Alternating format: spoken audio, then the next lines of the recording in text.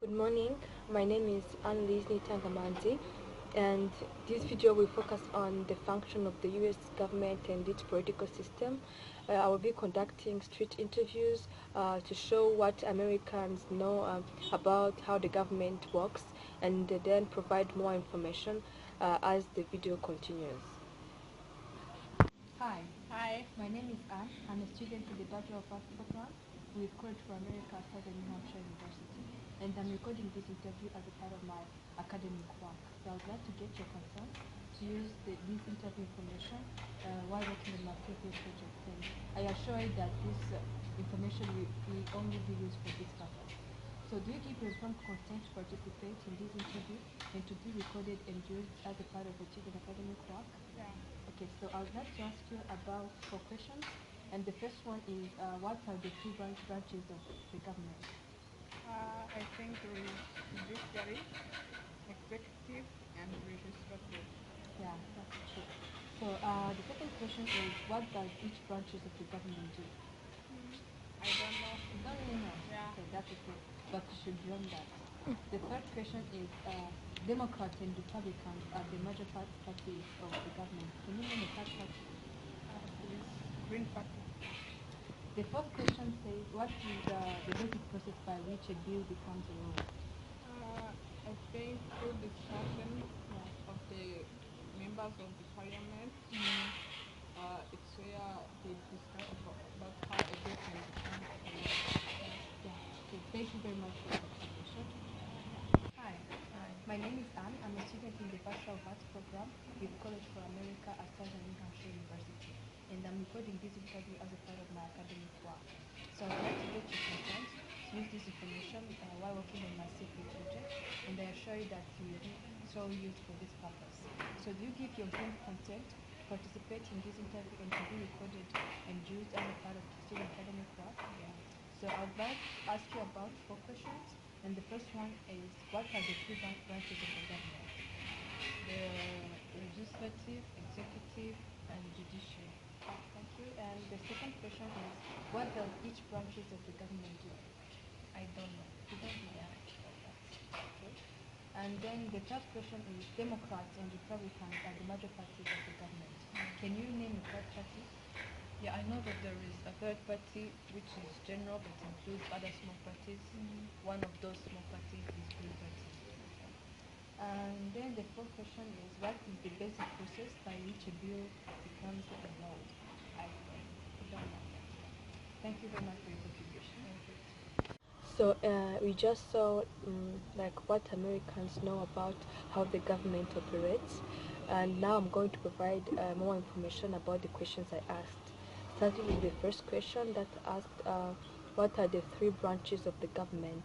So the government is made up of three branches, one being the legislative branch, then the executive branch, and the judiciary branch. So and most people in the interview got it right. Then the second question asked, what does each branch do? And this was confusing from them because they didn't know what each branch do. So there is the executive branch, and this is headed and managed by the President of the United States, who is elected by the United States citizens. So he's in charge of enforcing the law that the legislative branch makes. Then there is the legislative branch, and this is a part of our government. Is also called the Congress, and it is divided into two parts. One being the Senate, that is made of about 100 senators, two from each state, and then there is also the House of Representatives, that is made up of 435 representatives that come from all over the state too. So the Congress is in charge of making our laws, and the House of Representatives sit together and discuss about about the different ideas and decide about which ideas or bills should become part of our laws. Then there is a judiciary branch, and this is also known as the Supreme Court. It is made up of the Supreme Court and the 9 justices, and these are like special judges who interpret laws according to the Constitution, and they only hear cases that pertains to issues related to the constitutions. So the federal judicial system also has like lower courts located in each state to hear about cases involving federal issues. Uh, Congress and courts balance each other because Congress makes laws, but then the courts interpret them and then decide if a law fits the meaning of the Constitution. Also, our government being made up of three branches, this keeps any part from having too much power, because sometimes people think that the president is very powerful, but they must realize that Congress has a watchful eye on him because they can override his veto by only having 2/3 votes against him. So this can influence the president as well as the president is able to influence them. So it is a way of cooperating and fighting for what people want. Uh, then there is the third question that asks Democrats and Republicans are the major parties, and it asks, can you name a third party? So that third party can be Libertarian Party or Green Party, and many people in the interview got it right. So Democrats and Republicans were the first parties to arise, and they had many people followed them because they had power since before the Civil War, mainly because they have put forward candidates and policies that appeal to most Americans. So uh, third parties are always refer to any party other than the major two parties. So third party have not obtained significant or consistent representation in the federal government, and the barriers that third party face is like the high amount of resources that the major two parties have, and also that major party politicians have been able to neutralize third party by adopting like strategies to discourage them and then their views so that people could not get interest in their ideas and point of views. This is because major parties might be at risk of losing voters if third parties gain power, because if they gain power then more people will be willing to vote for them, and then the major parties will lose power, and you know a candidate from a third party can be elected to become the next president. So then the fourth question asked, what is the basic process by which a bill becomes a law?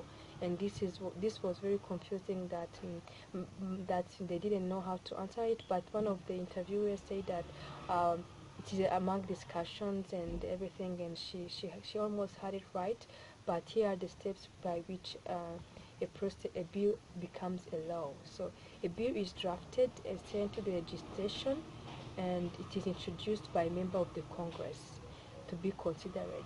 And then the bill passes to the committee, and at this point the bill is examined carefully, and its chances for passage are first determined. If the committee does not act on the bill is effectively dead. Then the subcommittee reviewed the bill. Often, like bills are referred to subcommittees for study and hearings. So hearings provide opportunity to put on the record uh, and then the views of the executive branches. So experts like other public officials and supporters are the opponents of the legislation. So they have to to judge the bill and according to the constitution to see if it meets like the document. And then the subcommittee report and recommend the bill to the committee after making necessary changes and amendment. And then ordering the bill is reported where the committee votes on the recommendation. By then, they then debate and approve of any amendment that was made, and then the bill passing is into other chambers where it is approved or denied. By then, there is a conference committee which is formed to reconcile the differences between the House of Representatives and the Senate versions. Then they reach an agreement. If they don't reach an agreement, the bill is effectively dead. So after the House and the Senate agree to the bill, it is sent to the President, who agrees or denies the legislation. And then by then, if the President vetoes the bill, Congress may attempt to override his veto, as I said before, by having 2/3 of the votes. if both the Senate and the House pass the bill by two-third majority, then the president's veto is overruled and the bill becomes law. Yeah, that was it. And in this video, we just saw how the bill becomes a law and some of the questions about the U.S. government and how it operates.